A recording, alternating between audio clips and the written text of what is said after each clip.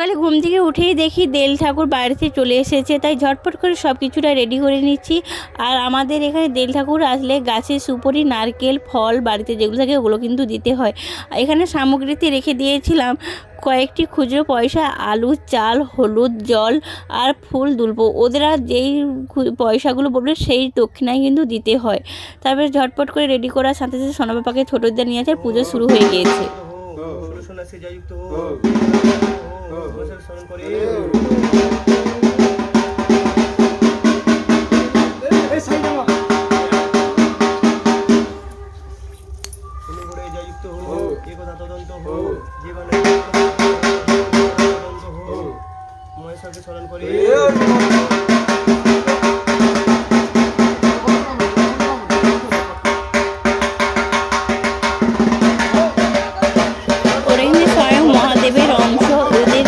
যে যেমন মনস্কামনা করে পূরণ হয়, তো সোনাপাপাকে প্রণাম করে দিচ্ছে।